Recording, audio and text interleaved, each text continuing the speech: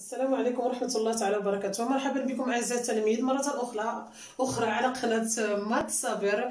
في البداية لا يفوتني أن أشكر تلاميذ أولياء أمورهم على تتبعهم ومتابعتهم لنا وثقتهم في قناتنا، كما نحفز وندعو باقي التلاميذ الذين فقط يستفيدون من الفيديوهات دون المشاركة أن يساهموا معنا في الاشتراك على هذه القناة ويفعلوا الجرس ليتوصلوا بكل جديد، ولا تنسوا كذلك أن تبارطاجيوا وتشاركوا هذه المعلومات مع أصدقائكم.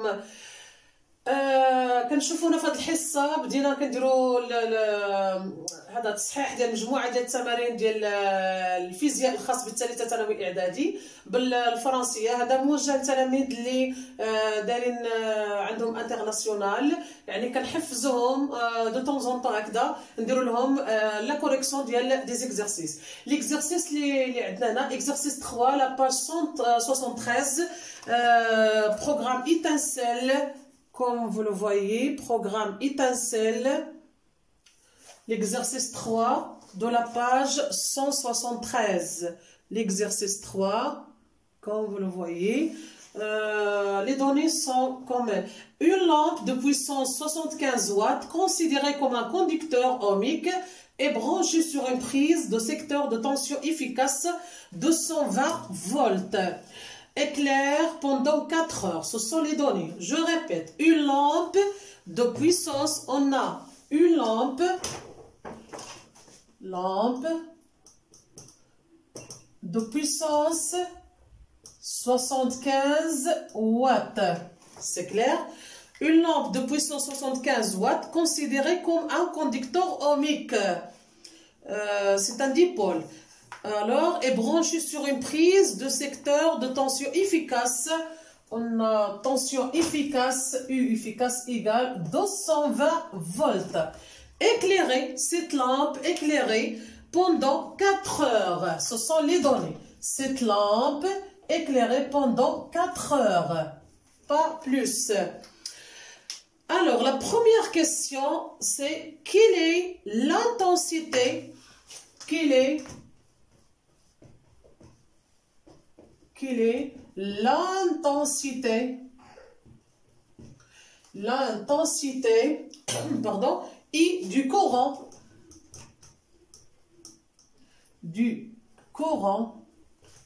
I du courant qui traverse la lampe,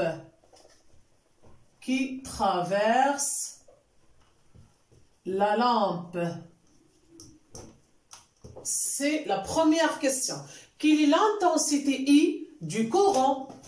L'intensité I du courant qui traverse la lampe. Comme des données, on a P, U, puissance, on a la tension et la durée ou bien le temps éclairé de la lampe. C'est clair. Alors, on sait que, d'abord, on sait que, c'est la réponse, on sait que la puissance, ou bien la formule de puissance, P égale U produit par I. P égale U fois I. C'est la formule de la puissance. Dans cette formule, on a la puissance, tension et l'intensité. La puissance, on sait qu'on a déjà 75 watts. La tension égale 220 volts. Alors, il me reste I. Alors, I égale P divisé par U. I égale P divisé par U. Alors, P, c'est 75 watts divisé par 220 volts. Alors, on applique l'opération. Alors, égale à peu près, c'est pas exact, 0,34. C'est une valeur approximative, c'est pas une valeur exacte. Alors, la tension, on a trouvé à peu près 0,34 ohms. C'est l'intensité du courant qui traverse la lampe. On accepte que cette lampe déjà, on l'accepte comme un conducteur ohmique. C'est un dipôle, parmi les dipôles qu'on a déjà étudié. Alors, on a trouvé l'intensité égale ou bien à peu près 0,34 ampères. On prend seulement deux chiffres après la virgule. C'est bien, c'est pas grave. On prend trois chiffres après la virgule, mais on accepte deux chiffres après la virgule. La deuxième question, c'est calculer l'énergie. La deuxième question, calculer l'énergie électrique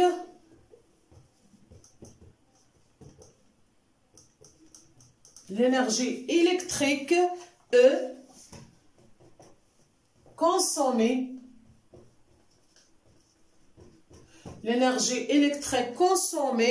par la lampe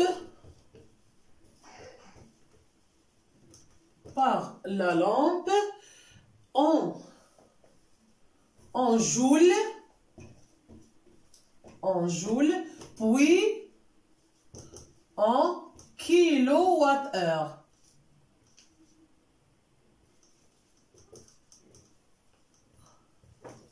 C'est la question. Calculer l'énergie électrique consommée par la lampe.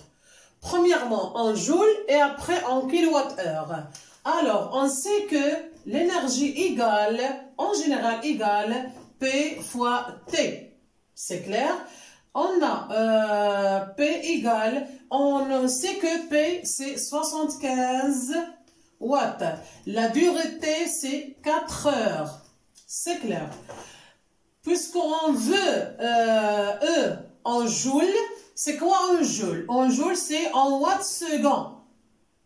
Le joule, c'est le watt second. Alors, l'heure, on converse en secondes.